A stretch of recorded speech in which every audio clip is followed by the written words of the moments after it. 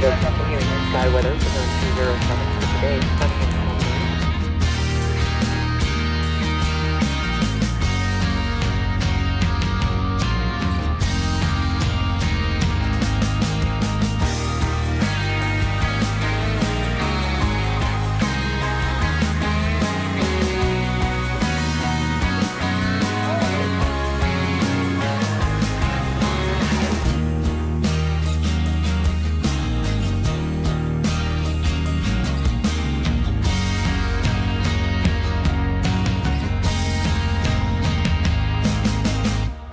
From that effort, each area was tasked with combating large wildfires.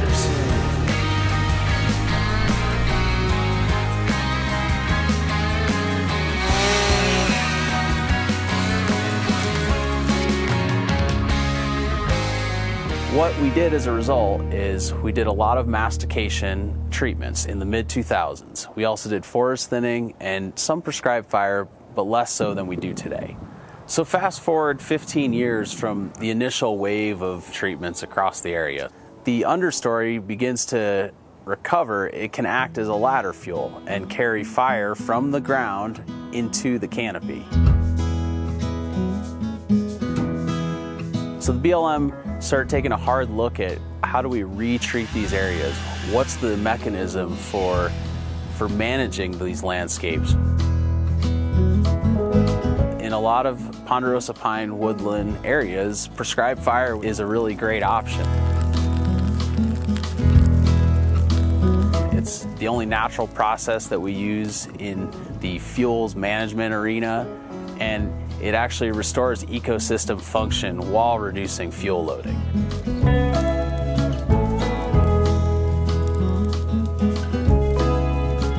So the outcome of the Animas City Mountain prescribed fire would be a low-intensity fire that consumes 60 to 80% of the duff or the litter, the needles on the ground, and kills 30 to 70% of the gamble oak underneath the pine.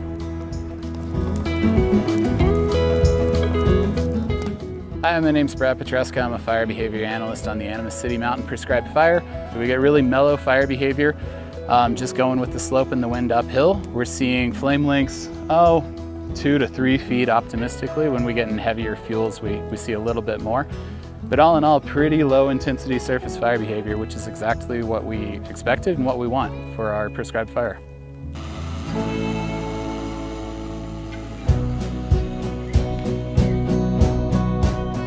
From that, we would anticipate seeing a lush green understory that is more palatable to big game species and other browsers which inhabit Animas City Mountain. What you're seeing out here is a burned area. By the time the monsoons hit, this is going to be a nice greened up. We're going to have native grasses and forbs here on the understory. The brush that survives will leaf out, and there'll be an opportunity for new trees to get established. In the event of a wildfire during hot, dry conditions, this forest now will be more resilient to those types of disturbance, and we won't get stand replacing effects. It'll make the area less susceptible to catastrophic fires. So when we talk about catastrophic fire, we're talking about elimination of the canopy. So the ponderosa pine that we love on Animas City Mountain, say 80, 100 feet tall, firefighters are not going to be effective at all. Aviation is typically not going to be effective. The limits for ground firefighters is say 3 to 6 foot flame lengths. So the goal of these hazardous fuels treatments is to change the fire behavior from something that firefighters cannot directly attack to something that firefighting resources can directly attack or can be effective.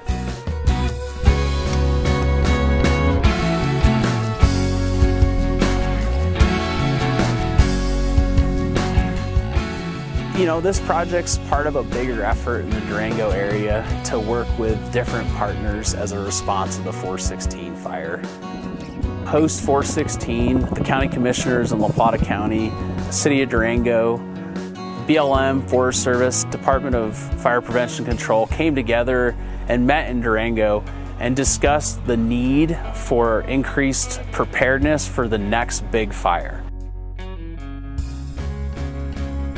The Bureau of Land Management has provided community assistance grants to the City of Durango, and work is underway on the first 2 phases of essentially the defensible space around people's homes.